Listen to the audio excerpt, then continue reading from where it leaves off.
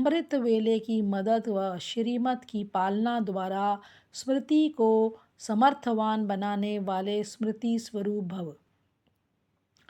तो बाबा ने एक्सप्लेनेशन दिया, अपनी स्मृति को समर्थवान बनाना है व स्वतः स्मृति स्वरूप बनना है तो अमृत वेले के समय की वैल्यू को जानो। क्या कह रहे हैं बाबा? अगर अपनी स्मृति को, यानी जो मेरी स्मृति है, कॉन्शियसनेस है, उसको अगर समर्थ बनाना है, समर्थ होगा तो फिर मैं एक्शन भी समर्थ करूँगी।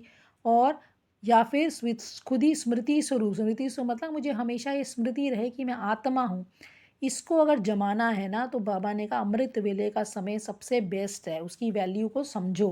क्योंकि उस वक़्त सतो प्रधान समय होता है, सबके मन सोए होते हैं, जो व्यर्थ संकल्प वाले मन होते हैं वो सब सोए होते हैं, इसलिए वातावरण अति शुद्ध होता है।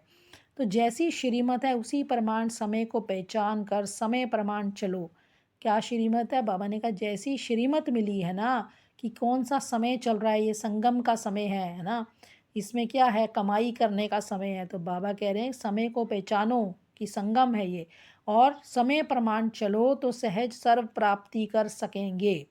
एक तो अमृत वेला वैसे भी समय, सुबह का समय भी अमृत वेले को पहचानो और संगम के समय को भी पहचानो, और संगम तो पूरा ही अमृत वेला है।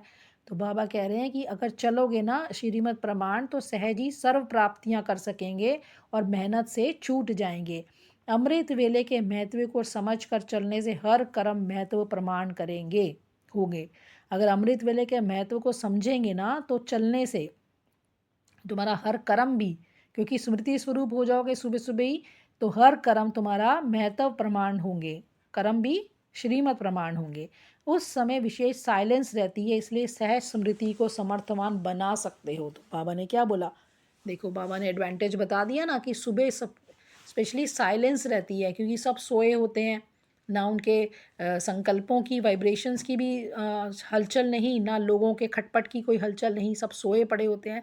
तो साइलेंस रहती है, इसलिए बाबा ने कहा उस वक़्त आप सहज स्मृति से समर्थवान बन सकते हो। स्लोगन दिया बाबा ने, याद और निस्वार्थ सेवा द्वारा मायाजीत बनने वाले ही सदा विजयी बनते हैं। एक तो याद हो, क्या याद हो कि मैं आत्मा हूँ, और सारे मेरे कनेक्शन परमात्मा से हैं, परम धाम की स्थिति, आत्मा परमात्मा के साथ बैठी है, वो याद हो गई, है ना। और निस्वार्थ सेवा, बिना स्वार्थ के सेवा, क्योंकि जब स्वार्थ होगा तो मैं भी होगा, मैंपन होगा, मेरापन होगा। तो ये मैं और मेरापन ही तो माया के दरवाजे हैं ना।